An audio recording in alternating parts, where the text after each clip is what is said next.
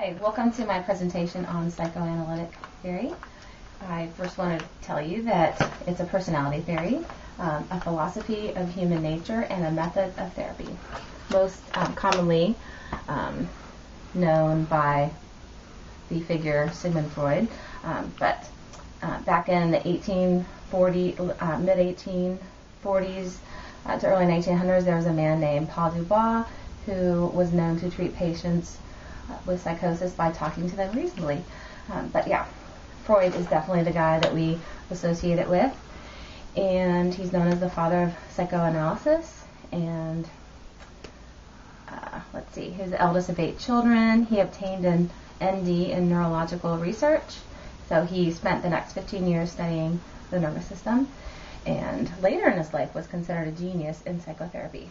So the theoretical orientation is the existence of unconscious mental processes, which is the basis of psychoanalytic counseling. Let's see here. Contemporary psychoanalytic therapy deviates from traditional Freudian, yet there is still an emphasis on the unconscious, the role of transference and countertransference, and the importance of early life experiences. In addition to the division of the personality into the id, ego, and superego, unconscious, anxiety, function of the ego defense mechanisms, understanding transference and countertransference, and the importance of early life experiences, a primary goal is to make the unconscious conscious. And they want to help clients bring repressed material to the surface. And let's see. Well, this answers the later question. Therapy is typically long-term and very expensive. So the benefit would be when you're a school counselor, you're with students throughout the year and long-term. So defense mechanisms, I think that's important to mention because they're known as the memories that are banished into our unconscious that don't go away, and they're what therapy is trying to help. So, as you can see, hopefully, repression, denial, projection, regression, rationalization, acting out, interjection, resistance, sublimation, compensation, assertiveness, reaction formation, displacement, compartmentalization, and intellectualization. Whoa, that's a mouthful. But anyway, those are the defense mechanisms that I found, and there's 15 of them.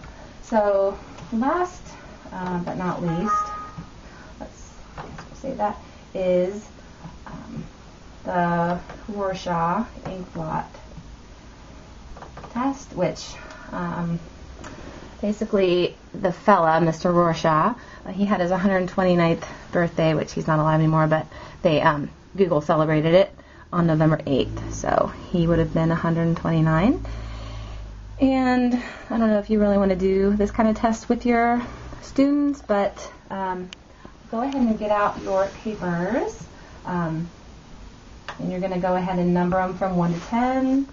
And the first picture that I want you to just write down, first thought, what does that look like to you? That's number 1. Just write it down. What do you think that is? Okay, number 2 is, here you go. Please write down what you think that is. And let's go down to number 3. Please write down what you think that looks like. And 4.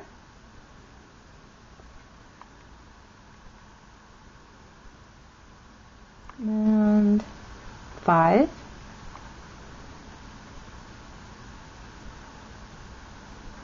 First thing that comes to mind.